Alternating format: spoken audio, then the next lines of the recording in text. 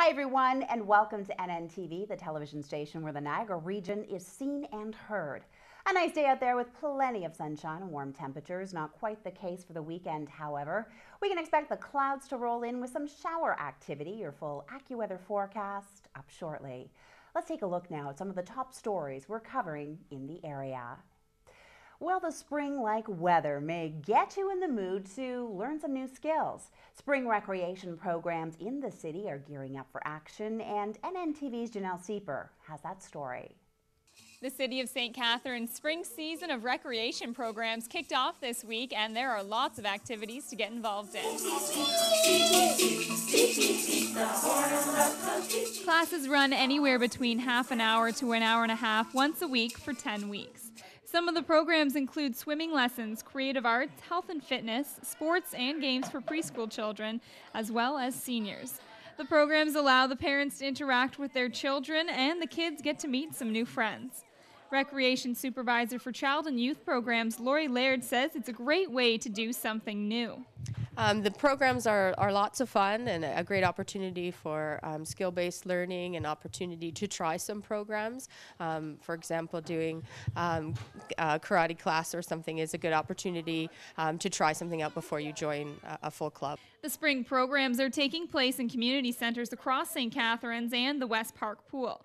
Registration is required, as well as a small fee to participate in the classes. Spaces are still available in many programs, so to see what programs are being offered and to register, just visit stcatharines.ca and click Play In. For NNTV in St. Catharines, I'm Janelle Sieper. Some exciting news in Port Colborne last night as the new Health and Wellness Center was awarded a $26 million contract. The decision came only after much debating, which voiced concerns over issues in council that included the size and cost of the project, hydro funds, and the overall lack of growth in Port Colborne over the years. The project could start up as early as May. Well, an interesting story now about a rather unusual animal that's waiting at the Lincoln County Humane Society for a second chance at love. NNTV's Mike Morgan caught up with Wilbur the pig. Here he is with that. There are many animals here at the Lincoln County Humane Society that need a good home, but Wilbur is just a little bit different. Because Wilbur is a 200-pound, 5-year-old pot-bellied pig. Well, a resident of St. Catharines had Wilbur for a while, and he wasn't getting along very well with his dog, so he decided to turn him over here for adoption so that we could find Wilbur a home. Well, he's in the kennel with the dogs, and that's the only place we have for him. Not the best place, it's a little noisy, but he's doing okay. You know, he's got a nice mat in there, and he spends his days sleeping, and you walk in, it doesn't really wake him up. So he is adapting well, but we'd like to get him out of here and get him into a loving home as soon as possible. Having a pig as a pet is a more specialized care. There's different things you have to do over what you do with a cat and a dog, and they take a little more hands-on care. You know, they have to go out like any animal does to go out to the bathroom, but you know, you need a place that there aren't a lot of stairs because Wilbur's a big boy at 200 pounds and he's got to climb those stairs. It's difficult. You know, Wilbur is very intelligent. He sits, he shakes a paw, or shakes a hoof, I guess. He grunts at you. He loves his bananas. I fed him a banana yesterday and he just wolfs it right down. He's very intelligent. He's a very nice animal. Anybody interested in Wilbur has to come here, have a look at him, spend some time with him and see if it's a match. We're going to come out and check your house, make sure that it's a match for Wilbur, and if it's a good fit, then you can adopt him. It's a $150 adoption fee, and he's actually neutered. He's all ready to go, so if it works out, he'll be leaving here as soon as possible. If you would like more information about Wilbur or any of the other animals here at the Lincoln County Humane Society, you can call the number on the screen or come on down. In Lincoln, I'm Mike Morgan with Wilbur the Pig, reporting for NNTV. The Race Against Drugs is a community-based drug and alcohol awareness program directed at grade 5 kids. Chantal Varco headed to Niagara Falls today to find out more about the program.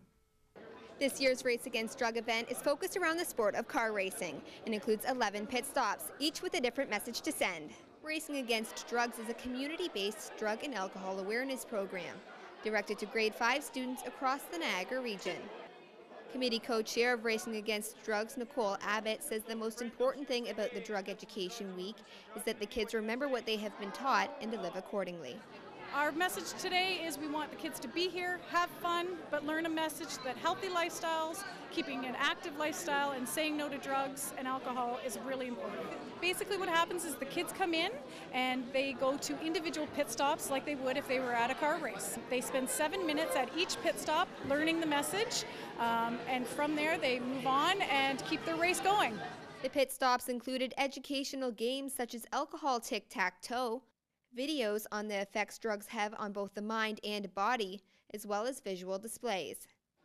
Driving simulators were also set up, and the kids wore goggles to experience the visual impairment of driving under the influence. They also learned about gang violence, drug detection, and how some drugs are even fire hazards. But most importantly, they learned to stay away.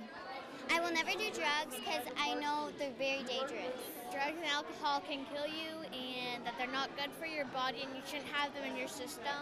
The Race Against Drug event has been held in the Niagara region for the past 12 years and will continue to be for years to come. Reporting for NNTV in Niagara Falls, I'm Chantal Varco.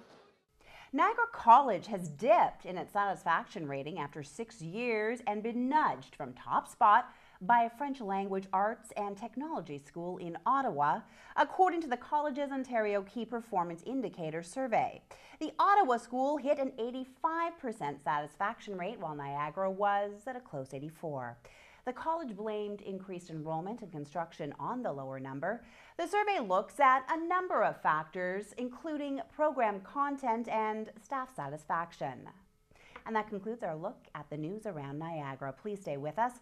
Your AccuWeather forecast, sports and entertainment, along with more news, all still on the way.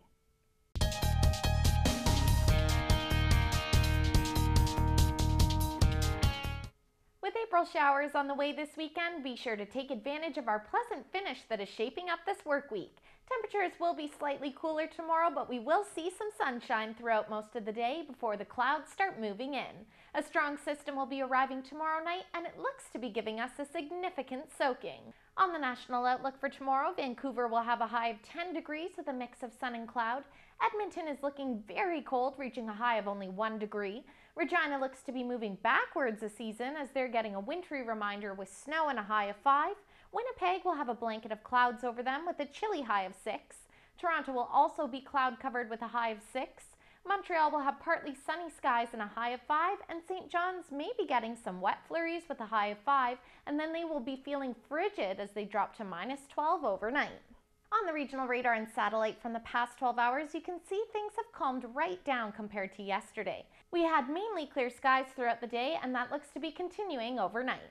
We will get another fresh spring day tomorrow with highs ranging from 6 to 11 degrees. It will be turning cloudy throughout the day, and we will have a brisk northeasterly breeze. Lows will be getting down to around 0 to 5 degrees with some showers moving in late night. Temperatures will be cooling off a little bit over the weekend. Tomorrow night we will dip down to 3 and then stay in the single digits on Saturday with a high of only 9. Then Saturday night we will drop to around 2 degrees before pushing up to around 11 on Sunday.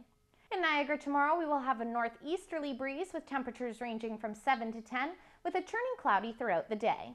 If you're traveling over the border for work or leisure, you can expect smooth travels as you'll need the shades handy in the morning, and then the clouds will start to thicken throughout the afternoon. Today was a delightful spring day with patchy clouds and a wind shift as a cold front crossed the region. We started the day with a southwest wind flow that transitioned earlier this morning to the north. Tomorrow is shaping up to be a pleasant day as well, as the sun will be out for a while before clouds from the next system begin to increase. The cloudiness will continue to thicken into tomorrow night ahead of a strong low pressure system.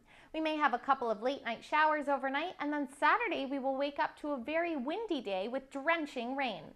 As it may come down hard at times, be mindful of flooding and poor drainage areas. Then we will end our weekend with a drier day with the chance of a leftover shower in spots.